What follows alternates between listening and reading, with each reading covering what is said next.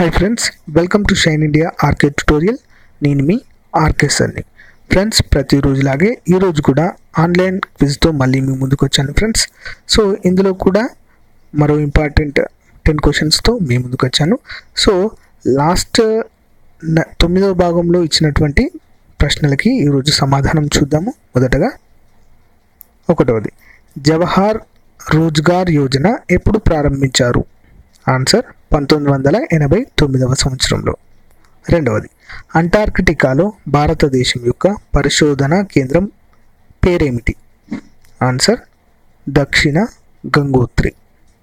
3వది, మానవ శరీరంలో అతిపెద్ద గ్రంథి ఏది? ఆన్సర్ కాలేయము.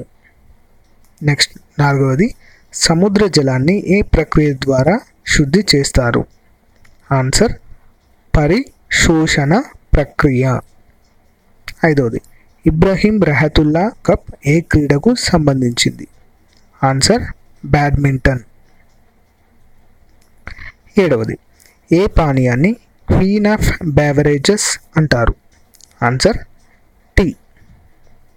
7వది, పేదవాడి విటమిన్ అని దేనికి పేరు? Answer D vitamin. దీన్నే సన్ రైజ్ విటమిన్ అని కూడా అంటారు. నెక్స్ట్, మహాత్మా గాంధీ చేత సంపాదకత్వం చేయబడిన ఆంగ్ల పత్రిక ఏది? Answer young India. 9వది, గోల్కొండ పైన దండెత్తిన మొఘల్ చక్రవర్తి ఎవరు? ఆన్సర్ ఔరంగజేబు. నెక్స్ట్ 10వది మరియు చివరిది, ఒలింపిక్ క్రీడలకు ఎన్నికైన మొదటి భారతీయ మహిళ ఎవరు? Answer PT Usha. Important questions ఇవన్నీ కూడా. సో ఫ్రెండ్స్, ఈరోజు కూడా మరొక 10 క్వశ్చన్స్ మీకు అందిస్తున్నాను ఫ్రెండ్స్. సో వీడియో అయిపోయాక ఒకవేళ మీకు ఆ 10 క్వశ్చన్స్ ఒకవేళ తెలిస్తే కామెంట్ రూపంలో ఆన్సర్ ఇవ్వండి ఫ్రెండ్స్. లేదా తెలియకున్నా కూడా నెక్స్ట్ వీడియోలో మళ్ళీ ఆన్సర్స్ చూడొచ్చు. బట్ మీరు మాత్రం ట్రై చేయండి ఆన్సర్ చేయడానికి. సో మొదటి క్వశ్చన్, నిజాం ప్రభుత్వ అధికారిక రేడియో పేరు ఏమిటి?